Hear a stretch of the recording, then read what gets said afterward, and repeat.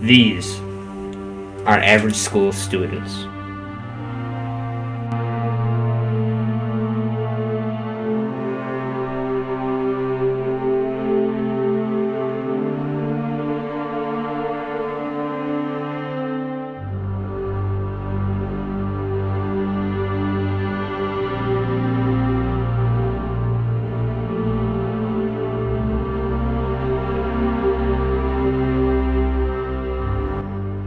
And this is Nick Esposito.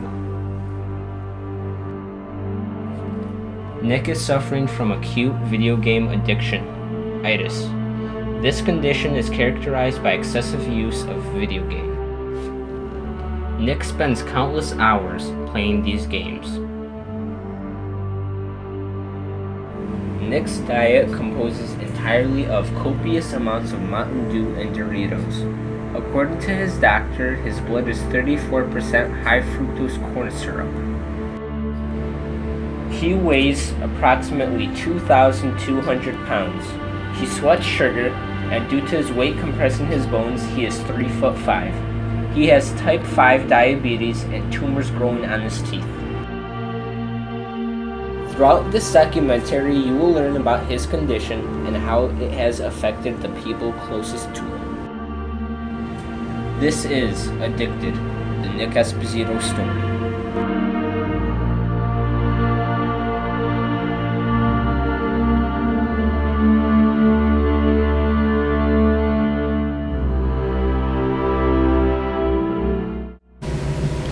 Alright, Nick, nice to have you here. Thank you. What were you like before video games? Well, I used to be pretty cool. I was really buff. Could run a lot. I was really fast. I was like 180 pounds, 90% muscle mass. I could bench 500 tons. Nick, he was super muscular. He was like, I can't even describe it. He could lift anything you would ask him to. He had a really cool hairdo. Alright, what did you do before video games? Well, I hung out with my friends a lot. I used to have a lot of friends, like 100 or 200 friends. Not bragging, I just had a lot of friends. We went to the malt shop, got some milkshakes and french fries. He was super athletic. He constantly wanted to talk about sports.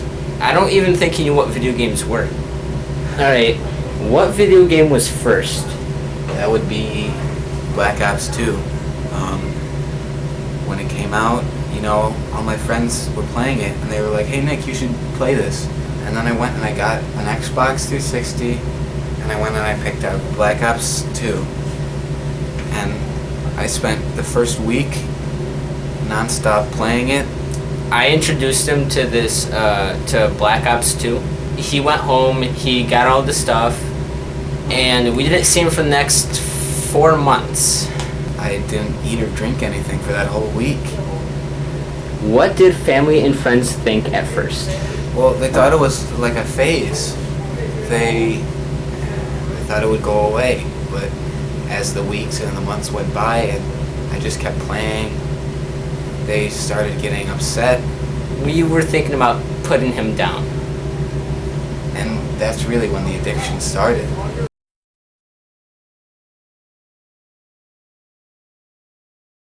Nick Esposito suffers daily from his ailments.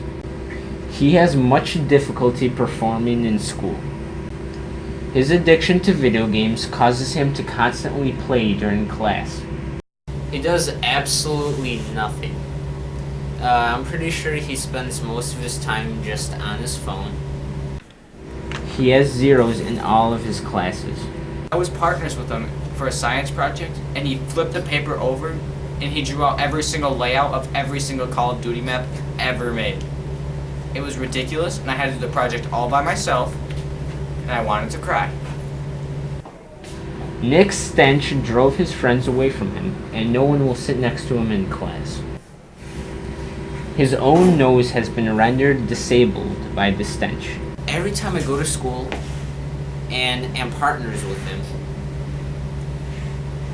I fear for my life because people don't want anyone to come in contact with Nick Esposito? Honestly, he's ruined me. And now I have no friends. My family left me. They put me up for adoption. What also happens is I have no friends because I know him. Everyone who has come in contact with him, like, goes missing. I'm pretty sure they just stay at home because they saw his face. His house is rumored to be filled with empty Doritos bags and mountains of Mountain Dew cans. Alright. What's he like at home? I don't think anyone knows that. I rang his doorbell once, about 8 times, trying to make any sort of contact with him because no one had seen him in like 2 weeks. And I had to climb up his roof and go through a window, only to discover that his house is full of nothing but empty Dorito bags and empty boxes of Mountain Dew. He made a door out of empty Mountain Dew boxes. He could be the richest man in the world if only he left his house to, recycle.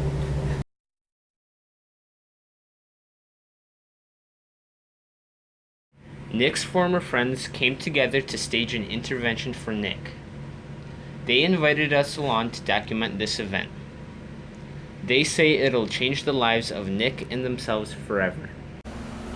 Nick, you need to come with me. Nick, what are you even Nick, come on. Let's go, that room now. Let's go.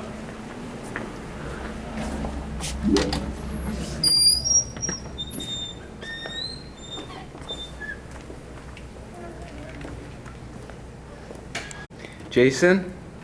Justin? Nick? Ed? Oh, you're Shia. What are you all doing here? We're doing an intervention for you. You know, this thing you got going with your video games, it's horrible. You don't have any money to buy McDonald's for the kids.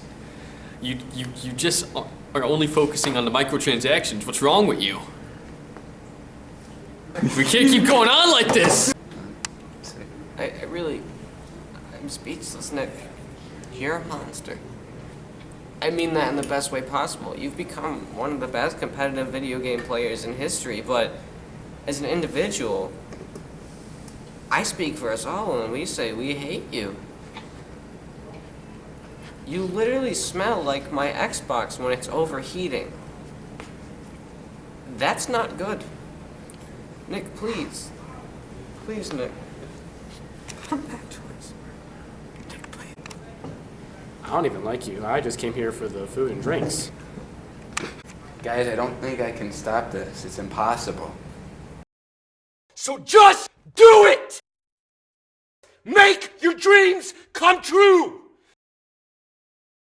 Alright, guys, I think I can do it with your support.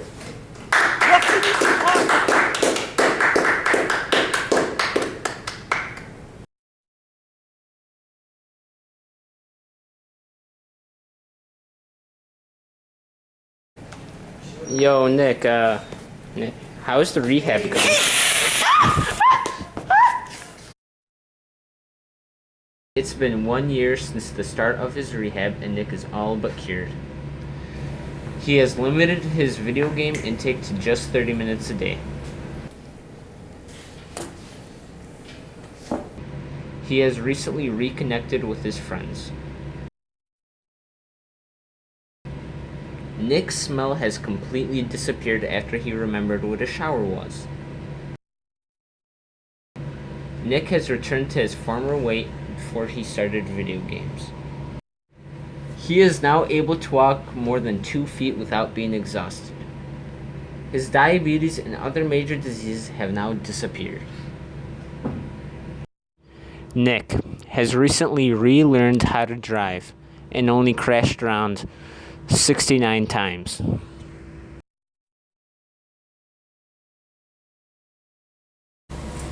Based on these test results, it seems like you've completed your rehabilitation.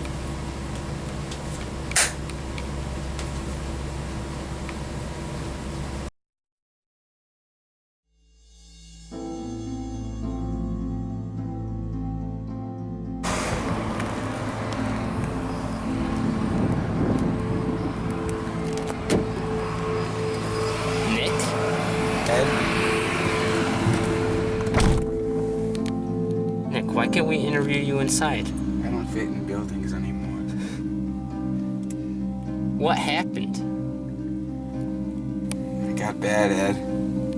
And so, after rehab, I was really happy. I had all my friends back. I had everything I could have wanted. But even though I got my video game usage down to about 30 minutes a day, that was the least, I still needed to play it every day.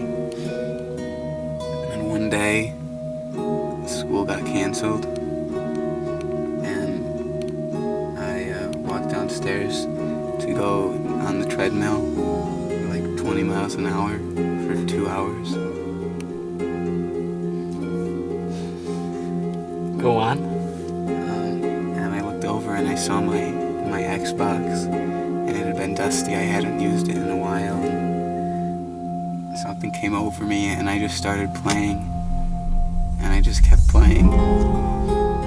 And this is the first time I've been out of my house since. It's been 3 years since then. I'm horribly disfigured now. Wait, so right after your rehab, like immediately right after you started playing again? Yeah, it was really bad.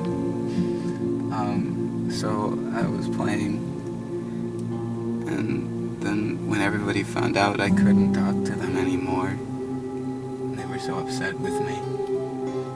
So I got into the car today, and I just sat here because I was waiting for somebody to come get me some video games.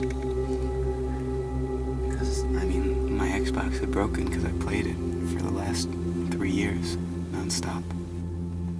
What do you have to say to other people who are addicted to video games or who are just starting video games for the very first time? I say you need to stop. Video games are no joke. Once you get hooked, you're hooked for life. Learn it from me.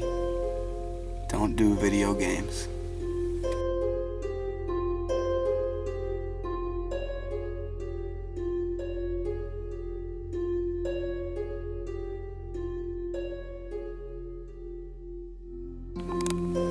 Video games is love. Video games is life.